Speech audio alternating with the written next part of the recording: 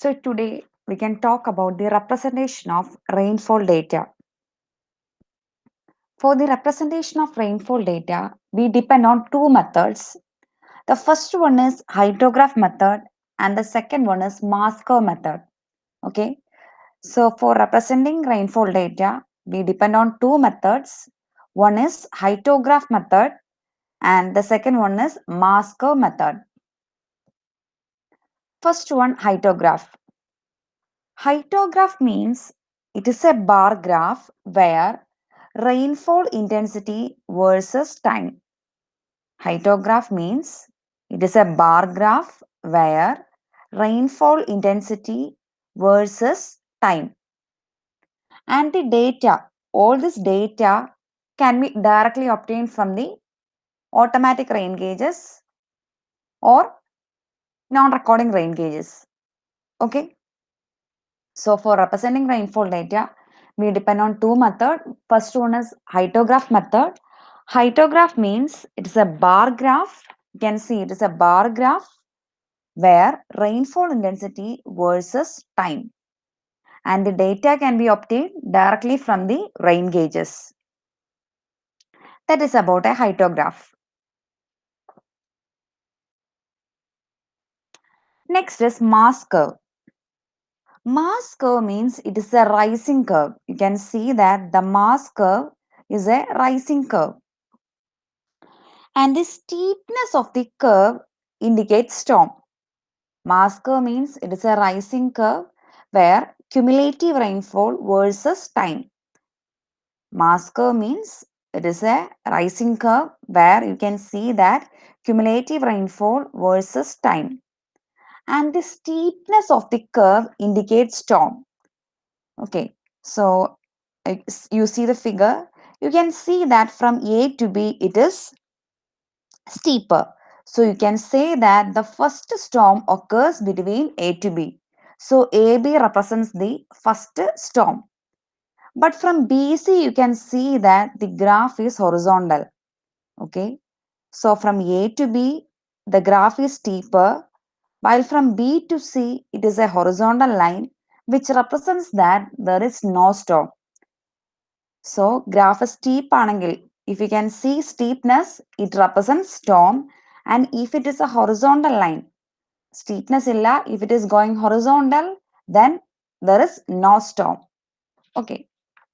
Now from C to D, you can again see that there is steepness. From C to D again, there is steepness which shows that it is the second storm. Again from D to E, it is horizontal, which shows that there is no storm. And from E to F, again it is steeper. So the third storm occurs between EF. So you see AB it is steeper. So it is a first storm. BC it is horizontal. There is no storm. CD it is steeper. Second storm. DE it is horizontal. So no storm. EF it is steeper. So it is the third storm. Mass curve means the cumulative rainfall versus time. And the intensity of rainfall can be obtained as delta P by delta T. Intensity can be obtained as delta P by delta T. So if there is steepness, it shows that there is storm. And if it is moving horizontal, it shows that there is no storm.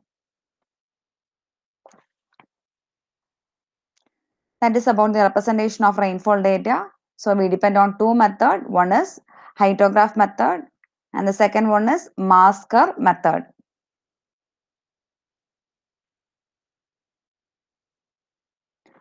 Next topic is computation of mean precipitation over a catchment.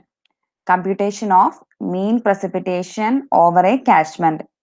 The different methods are, first one is arithmetic average method, second one is Thiessen Polygon method, and the third one is isohydral method.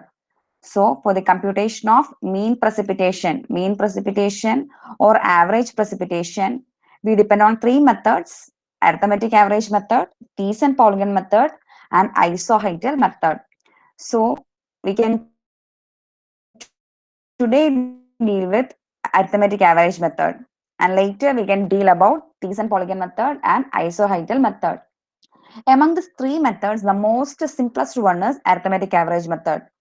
Among this, the most simplest one is arithmetic average method. So we can see about arithmetic average method. Arithmetic average method can be done or can be applied only when the rainfall is uniformly distributed. Okay. Arithmetic average method means it is a very simple method. The most simplest method for the computation of mean precipitation or the average precipitation is arithmetic average method. Okay. The most simplest method for the estimation of average rainfall is arithmetic average method. But it can be applied, this method can be applied only when the rainfall is uniformly distributed. If the rainfall is uniformly distributed within a catchment area, we can know that we can say that arithmetic average method can be applied.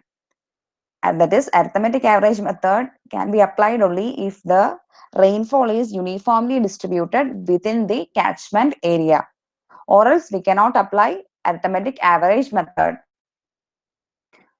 Okay, so according to arithmetic average method, P average is given as 1 by n into P1 plus P2 plus P3 up to Pn. That is, let us consider a number of stations.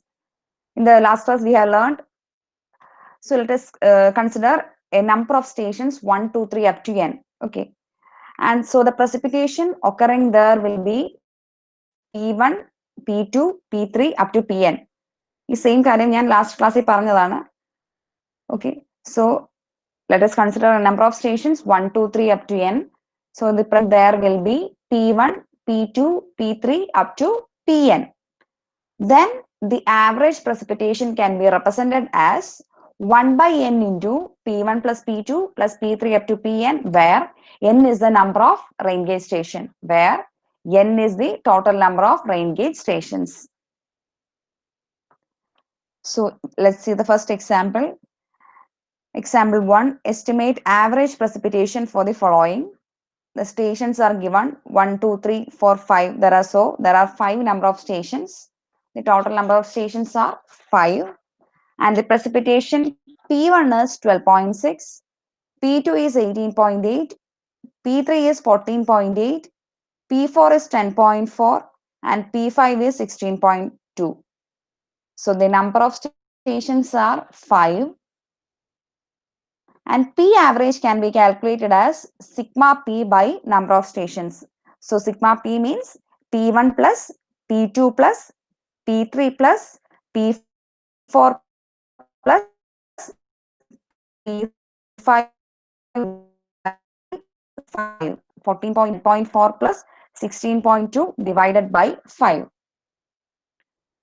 So by calculating, we will obtain it as 72.8 divided by 5, which will be equal to 14.5 mm.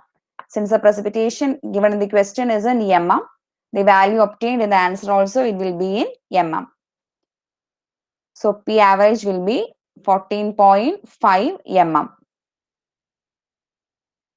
That is about the arithmetic average method. In the next class, we can talk about the other two methods. Okay, thank you.